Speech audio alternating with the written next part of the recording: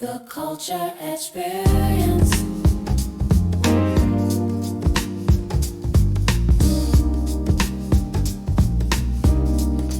The Culture Xperience.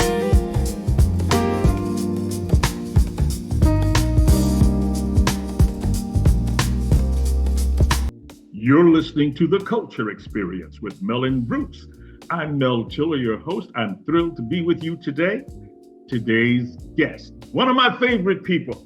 Her name is Rae Canady, and she wants to be the next Las Vegas Municipal Court judge representing Department 1. Rae, welcome to the show.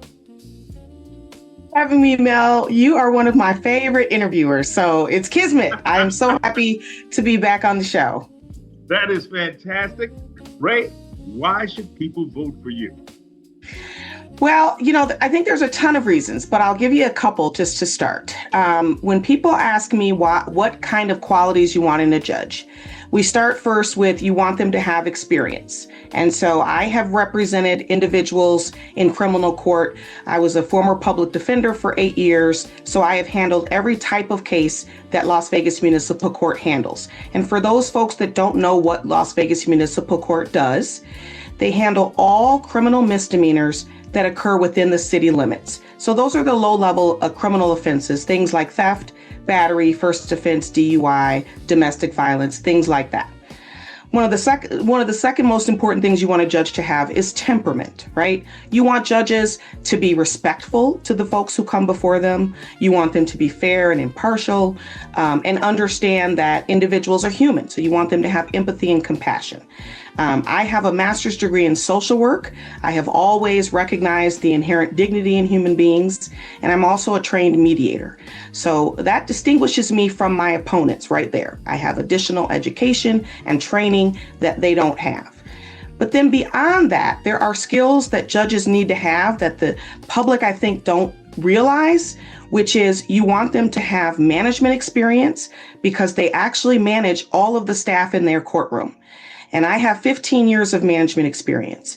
And then beyond that, you want them to know how to create good policies because the judges here do that. They create the rules for everybody who's going to come through that courthouse.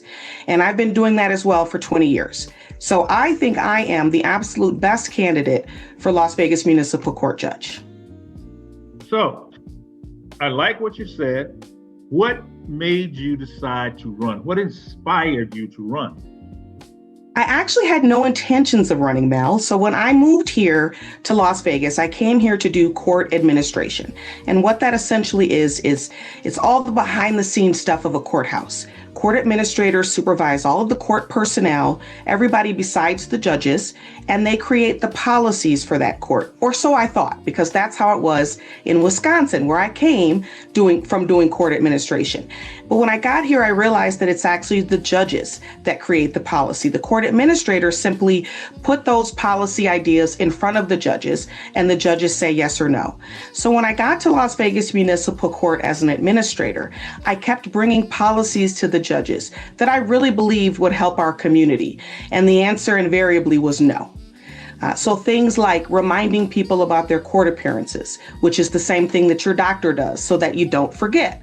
You and I know that our doctor's appointments are important, but life happens. So we sometimes forget. We might forget to put it in our calendar, or we might be having a busy day. When we get that reminder, we know that it reduces missing that appointment by up to 50%. Things like that would keep our system moving forward and prevent people from getting warrants put out for them. Those are the kinds of things that the judges kept saying no to. And so that's why I decided to run. I actually had no aspirations to run until I realized that our community deserved better. And that's why my tagline is better is on the horizon, because if the voters just know what it is that they actually have a right to demand, then I think that they'll pick me as the best choice. Beyond the campaign and your fabulous resume, how would you describe who Rae Canady is? I think at my heart, I'm about community. It's how I was brought up in the Midwest, some Midwestern values of family and community, taking care of each other. But I also grew up in a household where Equity and equality were very much ingrained from a very young age. My parents are an interracial couple that met and married in the 1960s. In fact, they married the same year that Loving versus Virginia was decided by the United States Supreme Court, which was the seminal case that said that Black and white folks or folks from different races could actually get married. It was banned in many states.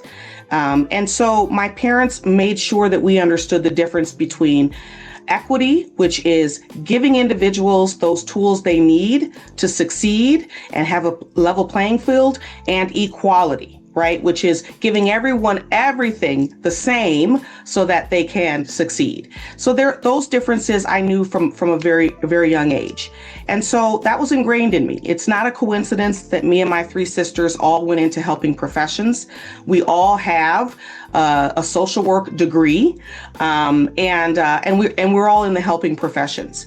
I think that, for me at my heart, it's about community.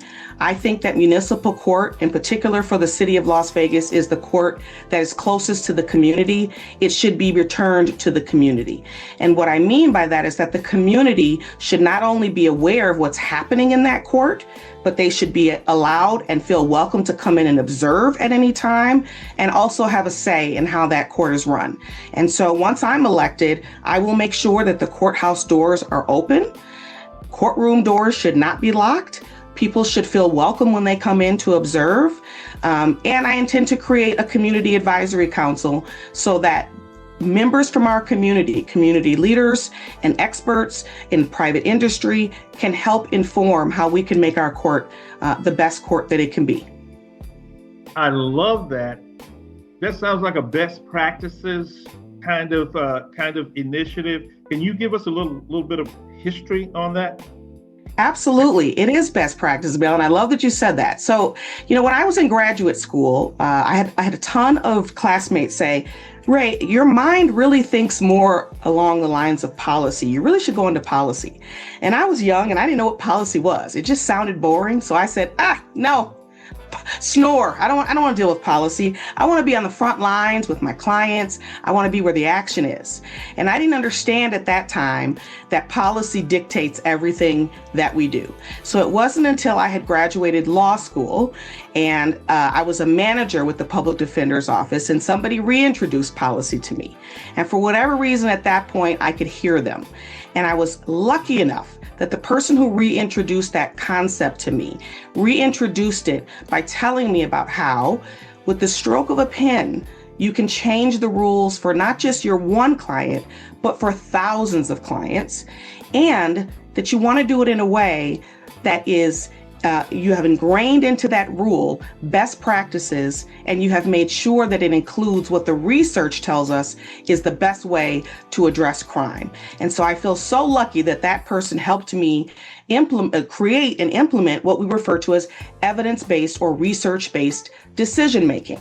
And so that's what I intend to implement at Las Vegas Municipal Court.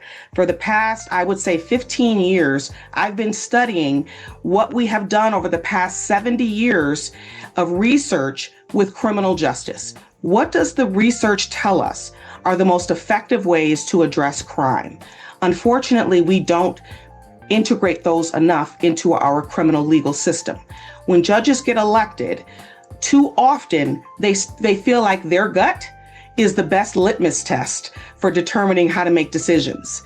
And there's nothing that can replace your experience, but our guts are not lie detector tests.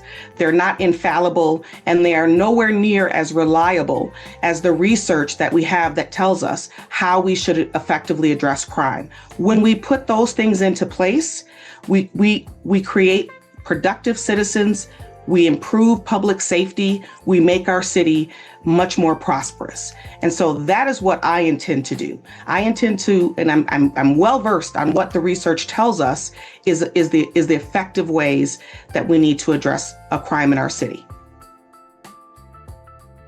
I like what you're saying. Let's dig a little deeper. Give me 3 examples of policies that you would change when you win. Great. So one first would be that I would remind people about their court appearance. So that is a best practice. And the research tells us that when you do that, that you reduce missed court appearances, like I mentioned before, by up to 50%. Remind them. How are we talking about reminding them? Right. So we have a ton of research over the past few decades that tell us that any way that we remind people, it reduces them missing court, whether we do that by giving them a phone call, whether it is through an email, a letter, or a text message. Any one of those helps reduce it. Now, what we have found is that a phone call where we actually reach the individual is the most effective way. That's where we get the absolute highest rates of reduction of missing a court appearance. And then it goes down from there.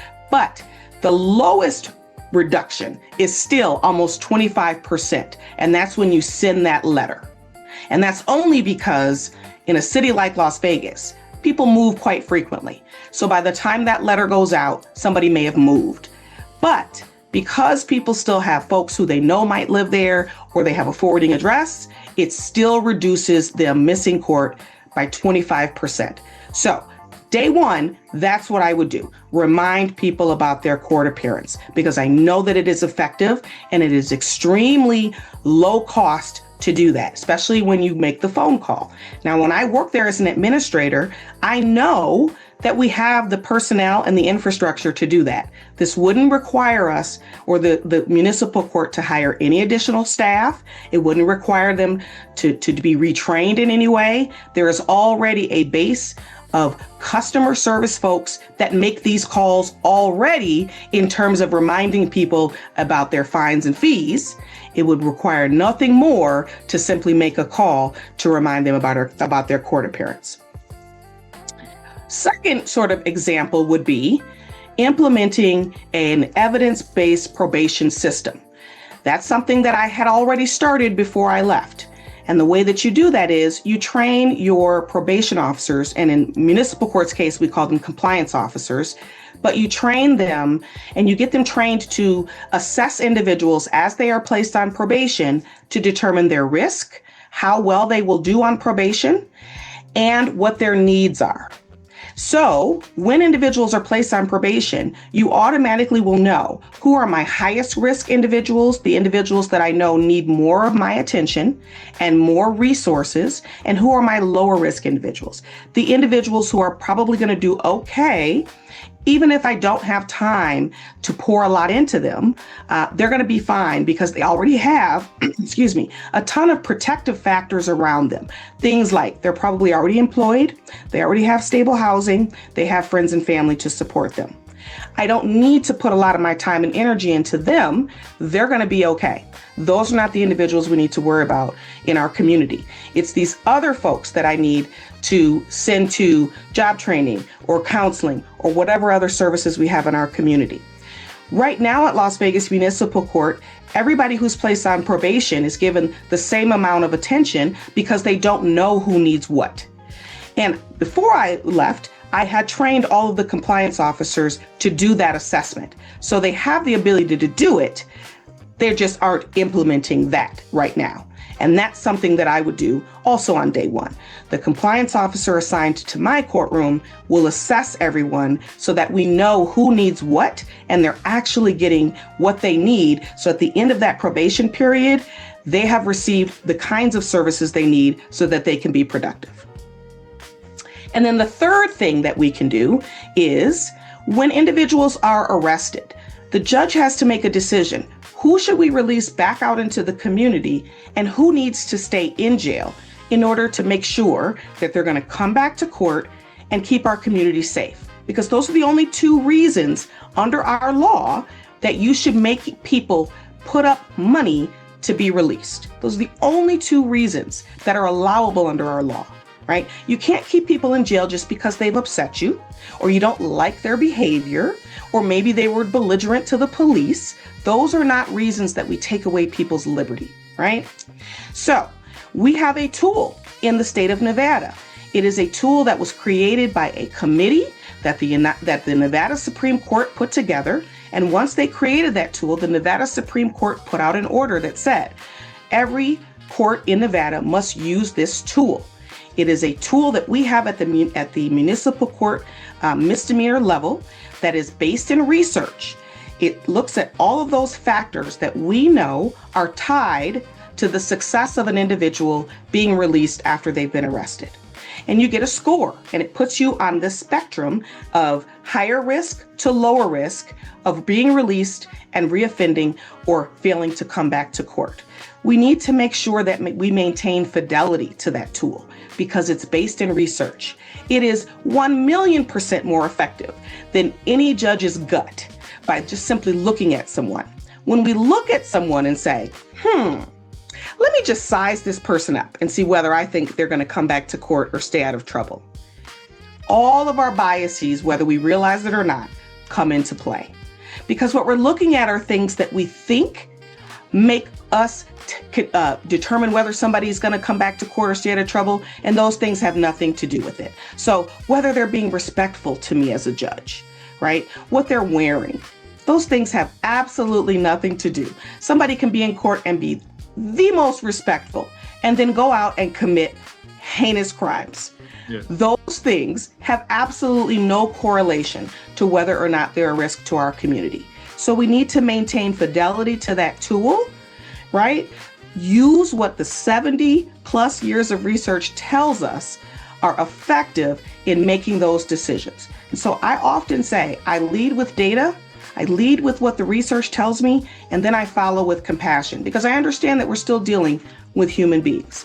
But those are just 3 examples just off the top of my head that could be implemented on day one that would from the very beginning make our community safer. Let's say that you win. How would you stay connected to the community? One of the things that we see is that once judges win their judgeship, they kind of go into this incubator, they go into this, this small place, and they lose touch with the community. How will you stay in touch with our community? That's a great question, Mel. And I agree with you. I kind of have joked this month as I go to different community meetings that I've been to all the time that, we have larger crowds in January because we have so many people on the ballot. And I've been joking that it's like when you go back to the gym in January, right? Everybody's New Year's resolutions to get back in shape. And if you've been going all year, you're like, where are all these people here? I just want my machine back. Get off of my... Yes. That's kind of how it has been. But if you've already been going, you can recognize that the crowd is a little larger and you know who's been there and who hasn't. And I'll tell you this, one of the greatest compliments that I get and have gotten a lot this month is other people have noticed that as well. And when people from the community come up to me and say, I've already seen you, Rae. You've been in the community. This isn't new for you. It melts my heart because it lets me know that people see that I'm not just coming because it's an election year. I'm not just coming because it's January and now I need to build support for this election. I've been in the community and I intend to remain in the community because community is at the heart of who I am. It's not at the heart of my campaign. It's not a gimmick. It's not a shtick. I care about this community. I call Las Vegas my soul city. I have the Welcome to Las Vegas sign tattooed on my back. I feel like it is the greatest city on earth. I feel very much protective of the individuals in this city, and I want the best for them. So in my free time, I'm not just at community meetings, but I'm in the community painting fences. I'm picking up trash. I'm serving food. I'm doing all the things that I believe will make this city better, safer, more prosperous. And that doesn't end as soon as I get elected. One of the reasons I think judges become really insular when they get elected is because I think they're afraid that people are going to ask them questions. And once they're on the bench, they think, well, I don't know how to answer those questions. I'm not afraid to answer the questions now, so I won't be any more afraid to answer the questions once I'm elected. One of the things that judicial candidates do is they hide behind the judicial canons, which give us some prohibitions as we're out on the campaign trail to avoid answering certain questions. I don't avoid those questions, right? The judicial canons tell us as a candidate, you can't answer questions about specific cases or answer questions that you think might affect a particular case that's currently happening. And I respect that. But a lot of judicial candidates use that as an excuse not to answer a ton of other questions. So for example, Mel, you said to me, give us some specific examples about some of those like research or best practices or data-driven decisions that you think you could put into effect. And I gave you 3. There are a lot of judicial candidates who would say, well, I can't answer that because the judicial canons prevent me from speaking about specifics. I disagree. You absolutely can tell the public what your philosophy is about being a judge, what you intend to accomplish as a judge, and I think the community deserves that. I believe that as judges, we are supposed to make the institution of law and the court system better than when we came. And if you can't share with the community what your philosophy is on being a judge, then how are they supposed to distinguish you from any other candidate? So if I feel comfortable answering those questions now, I will have no problem answering them then. If somebody walks up to me in the grocery store, I won't be able to say what I intend to do on a case that's before me, or I can't answer a hypothetical. I can't answer it as a regular lawyer, a hypothetical, because there's always so many facts that you have to know before you can give someone an informed answer. But I won't be afraid to be back out in the community because I don't shy away from that now. So there won't be any reason for me to hide away and be afraid to be out there amongst folks, because I want them to also see that we're humans like everybody else.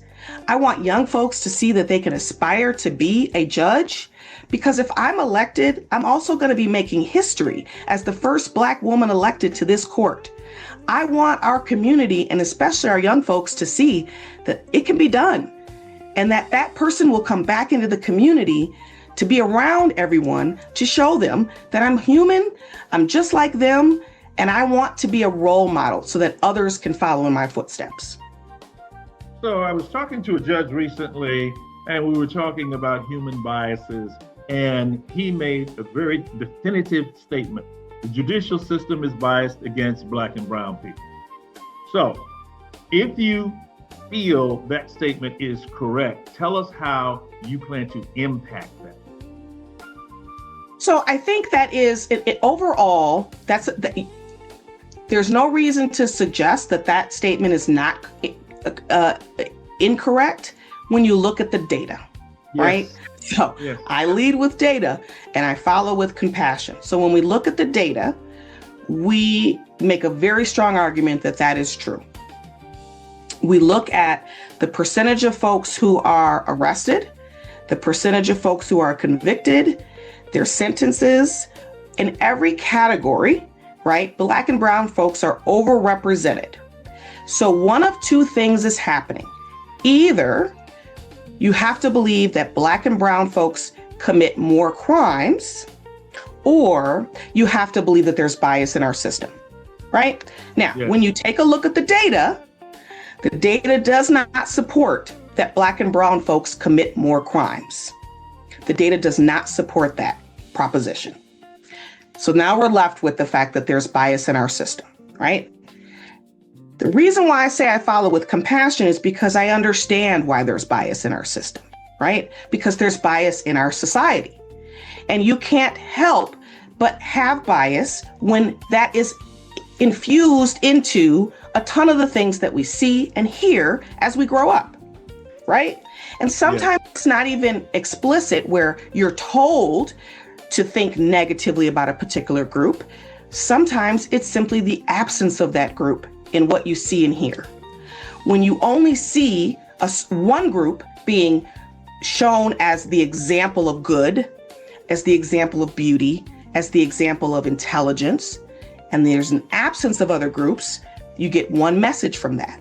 It doesn't always have to be explicit where you're told Black and brown folks aren't smart, but if all you see are white people being shown as intelligent, you automatically get the idea that, oh, they must be the only ones.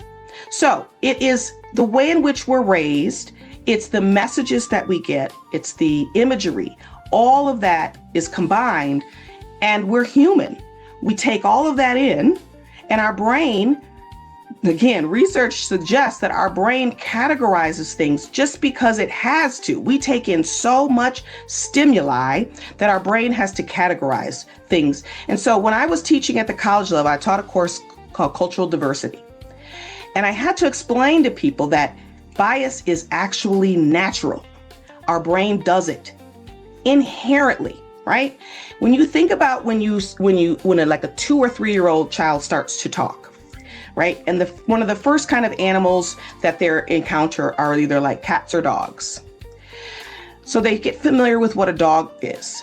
In their brain, they familiarize themselves with something that has 4 legs is a dog. So then you'll notice that every time they see something with 4 legs, they'll say doggy. They'll see a horse, they'll say doggy, right? They'll see any other 4-legged animal, they'll say doggy, because their brain has now said, oh, okay, 4-legged things are doggies. And then the parent or caretaker says, oh no, well, that's a this. And then their brain goes, oh, wait, there's different categories of 4-legged things. But our brain does that automatically to make sense of our environment. It is natural that we have biases. It's natural that we put things into categories, sometimes what we refer to as stereotypes, just because we need to make sense of things, right? So, yes. Absolutely, biases exist.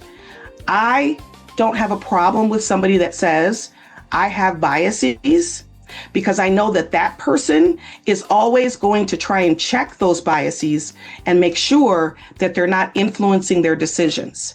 It is the person who says, I don't have biases that I'm scared of.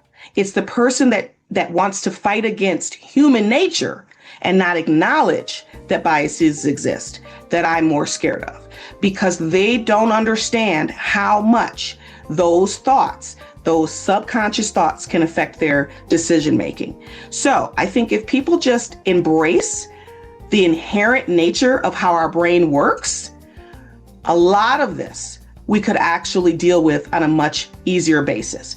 But when somebody says, I think you might have a bias, and they automatically get defensive, it becomes so difficult to continue with that conversation, right? The fact that I like pepperoni on my pizza versus pineapple, that's a bias in favor of one thing over another. That's totally okay. And that's really just the way I think we need to look at it. But I agree that we have biases. The data suggests that. And the way that I would counter that is I'm aware of my biases. I'm aware of the fact that having grown up in this country, there are thoughts that come to my head instantly. There are visceral reactions that we have to things. And then I have to stop myself and say, wait a minute, where did that come from? Let me pause before I decide this thing and make sure that I'm doing it from a place of rationality. Let me move my thought process from the base of my skull, which is where we make those snap decisions and judgments, to the front of my brain where we make rational decisions based off of all the facts. That's how you counter that. All right. I like that. You talked about categories. Let's dig into that a little bit deeper. Do you support specialized courts like veterans or mental health courts? I absolutely do. And I will say that I am proud of the fact that Las Vegas Municipal Court has, each one of the 6 departments has a specialty court. And sometimes people get confused and they say, well, what's the difference between any individual department at municipal court? The departments themselves really mean nothing, okay? When you are running to be in Las Vegas Municipal Court, the entire city of Las Vegas gets to vote for you. There's 22 separate zip codes in the city of Las Vegas, but not every Las Vegas address is actually in the city of Las Vegas proper. So you sort of have to check that. And people who go to my website, I have a link where you can check and to see if your address is actually in the city of Las Vegas. As cases come in, they're randomly assigned to any one of the 6 departments. And then each of the 6 departments has a specialty court. So there's a veterans court, DUI court, mental health court, a young offender court, a habitual offender court, and then there's a women in need court. Right now, each of those specialty courts is assigned to one of the 6 judges, but that is not set in stone. They can move around. So as an example, the judge who was in Department 1, she was in charge of the women in need court. And when she retired, the person who was put in her place on a temporary basis The judges came together and decided to rotate those specialty courts because they didn't think that he was a good fit for the Women in Need Court. So they rotated them. Okay. So once I'm elected, I will, in addition to handling on a random basis, the criminal cases that come in, I will also be in charge of a specialty court. I am a huge fan of specialty courts. I actually was on the team in Milwaukee County that brought the first specialty court to Milwaukee County. Specialty courts are intended to be for high risk, high need individuals. You get a special grant from the federal government to run those courts. So you actually don't use local taxpayer dollars, you use federal funds for that. And they actually give quite a large amount of money because they know that individuals who have high risk and high needs need a lot of support. So they provide dollars for you to be able to put people, for example, in things like inpatient treatment, inpatient mental health if they need it, a lot of wraparound services, with the idea being that at the end of that time period, this person can walk out having resolved the true issue of why they were engaging in criminal behavior to begin with. My issue with Las Vegas Municipal Court treatment courts, because I oversaw them, was that they were not truly research-based. They did not have a good risk and needs assessment to determine who should actually be in the courts. They had a substance use assessment because everybody needs to have a diagnosed substance use disorder. That's how you get the federal funds, but they did not have a risk and needs assessment. So they were actually allowing some people into the court that did not have high risk and high needs. And that is against best practice. You only want high risk, high needs people in that kind of court because you are pumping so many resources into them. If you let a low risk person in, what the research tells us is you actually make them worse. So I'm a huge fan, but only when we do it in the way that is research based. Okay. Many residents in our city, in our state, and across the country have lost faith in the judicial system. Okay, I mean we're seeing now where a cop shoots somebody and they're saying I'm not going to investigate. Wait a minute, you're not even going to investigate? No, we're not going to investigate. Cop shoots somebody and they say no outside agency can investigate. We're gonna investigate ourselves. So this trust that we should inherently have in the judicial system is no longer there. How will you help people gain trust in our judicial system locally? That's another great question. So I'll start by making sure that we differentiate between the role of the judge and the role of investigative agencies. So you know, Mel, we have three branches of government, right? We have the legislative branch, the executive branch, and the judicial branch. So where a lot of balls are getting dropped right now is with the executive branch. It's the executive branch that investigates crime. So the FBI, the local police departments, that's the executive branch. The judicial branch cannot force the executive branch to investigate a crime. What they can do are things like the Minneapolis Police Department, for example, wanted to get a court order to force the ICE to turn over certain information that they had collected. That the judicial branch can absolutely do, right? And so now, something like that wouldn't come to the municipal court level. It would go to the district court level. But what I can do as a judge on the municipal court level is a few things. Number one, I'm a firm believer that diversity and representation matter.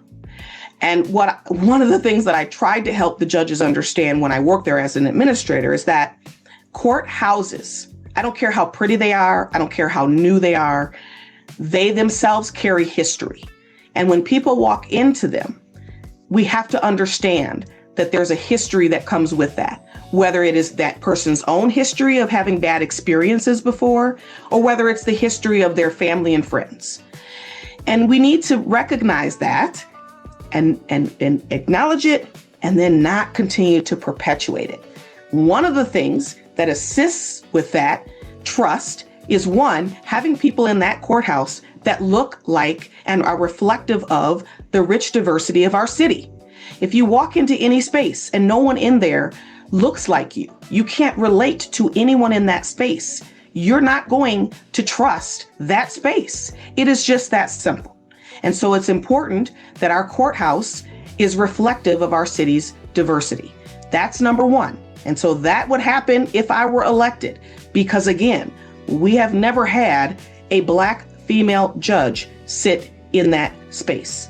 Secondly, I think it is important that when people come into that space, that they know that this is an open atmosphere. This is a public space that is open to the public. Right now, if you go down to any of our courthouses, and I am not just trying to pick on municipal court, because this is a system-wide problem. You go to any of our courthouses, which are public forums that our taxpayers pay for, and you want to sit and observe a court hearing, you are stopped at the door, if it's even unlocked. And the deputy will say, "What case are you here for?" As if that is the price of admission. And it is not. You do not have to be there for any particular case. You don't have to know anything about any of the cases that are going to be heard that day. You can be there simply to observe. We have to stop this courthouse door interrogation, where people automatically feel like, oh, obviously I'm not welcome here if I don't know which case I'm here for. Or, oops, I guess I'm not welcome if I have to be here for a specific case. You don't. That will stop also on day one. My deputy will not be interrogating people about which case that they're there for. We will make sure that there is a system for people to check in if they're there for a case, but they don't need to if they're there simply to observe, right? I want the entire atmosphere to be welcoming and for people to know that that space belongs to the community. The third thing that I think we need to do is we need to treat people with much more respect and dignity. It is true that when people come in and observe, judges act differently. Many of them do. That shouldn't be the case. You will see that I will behave the same way, whether there's cameras in the courtroom, observers in the courtroom, or no one in the courtroom. I often joke, and it's somewhat joke, but not, I don't know how to be anybody else but me. I bring myself everywhere I go. I am as authentic as it gets. I don't put on airs. I don't know how to be anybody else. I don't know how to pretend to be anything other than I am. When you present that authenticity, that engenders trust. People know what they're going to get. It's not this person today, but then I'm different with this particular attorney in the courthouse, or I'm different when these people are around. No. And I think it's important that people understand that they should know what to expect when they come to the courthouse, including feeling welcome and feeling as though they can trust what the judge says. And I think the last thing is we don't make decisions based on our personal feelings, based on our political ideologies. We make decisions based on the law. Now that gives us a lot of latitude because a lot of our laws are vague intentionally. They intend to give the judge discretion because we're dealing with human beings and you have to take all of the facts into consideration, right? Yes. But it is important that you make sure that you are treating people with respect. I understand that every person who comes before me pays my salary. I work for them. They don't work for me. I work for them. It's from the small things to the big things. When people come to court and we have to give them a new court date, I don't need to ask the lawyers whether that date works for them. They're already going to be there. I need to ask the person who's going to have to take off of work potentially, or miss school, or get childcare, have transportation. That's the person I need to ask. And that also goes a long way in having that person feel like I was heard, I was seen, I was respected, I was understood. It cuts down on them missing court, because when you set a court date without even taking their schedule into consideration, right? Who do you think they're going to choose? They're going to choose to come to court, or they're going to choose to go to work and feed their family? They're going to choose to go to work, and I understand that. So it's all of these little things that we've lost. We have lost the fact that we are public servants. That is how we gain the public's trust back, is by remembering that we work for them. So let's talk a little bit about authentic Rae Canady. I want you at the end to tell us what this means to you personally, this phrase, justice with compassion. So justice with compassion for me means this. I joke around and say that municipal court messed around and let me see behind the curtain, right? I kind of think about Wizard of Oz. You're on this journey, and I was on this journey. I was such a believer, as difficult as it was to make change within government systems. I believed that that was my calling. And I still believe it's my calling. I just didn't realize that I was in the wrong role to do it. I thought the right role was court administration, because I had been able to make such positive change in Wisconsin, until I realized that's not the right role. I needed to be in the judge role. But I was on this path, and I got to Emerald City, and I looked behind the curtain, and I was like, oh, no, it's not this, beautiful, fancy king that I thought was going to be there and make all these great rules and laws and things for our community. It's actually these complaining, apathetic, uncaring group of folks. And I was like, I don't like this at all. Take me home. Let me click my heels. I'm out of here. I'm going to build something different. So when I think about justice with compassion, I start first with my idea of justice doesn't matter. What matters is what the people who come before me think that justice is. Far too often, judges assume that they know what justice means. I think that we need to start asking the victims, what does justice look like for you? Now, I'm not going to pretend that we're going to be able to accomplish whatever comes out of their mouth. But I know that, number one, I want to hear what that looks like for them. And number two, I'm going to try my best to get as close to that as possible, because it matters. It matters what they think. It matters for them to walk out feeling like, I'm never going to be the same person before this thing happened to me. But somebody listened. She listened to what I thought should happen. That's important.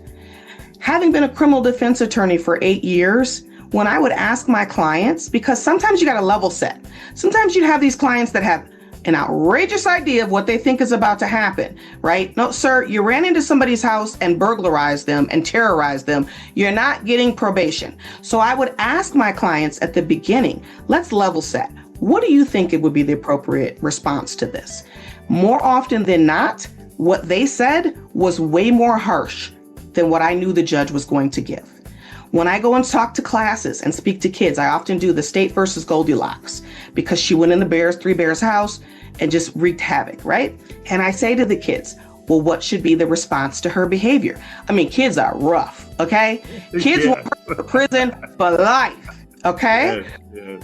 But it's important to find out, what do they think is justice? What does this person think is justice?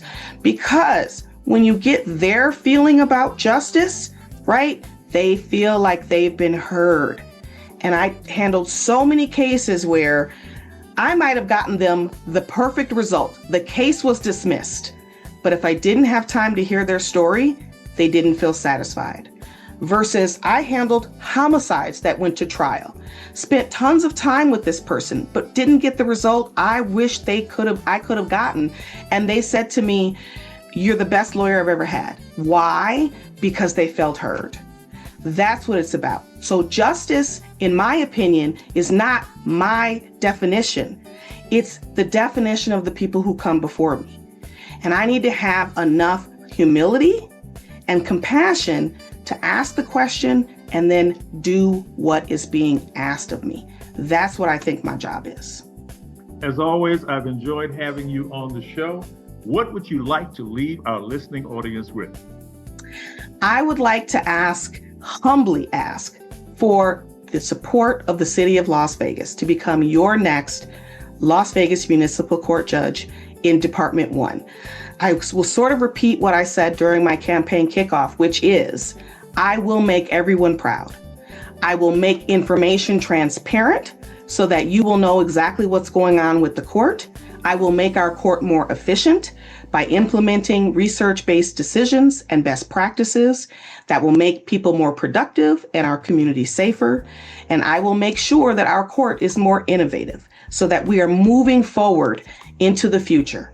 And lastly, I will return it to our community where it belongs. So please, I'm asking for everyone's support to vote in the primary. Nonpartisans can vote in the primary because this is a nonpartisan position. And I want to thank you, Mel, for allowing me to be on the show. It is always a pleasure to talk with you. Always a pleasure, ladies and gentlemen.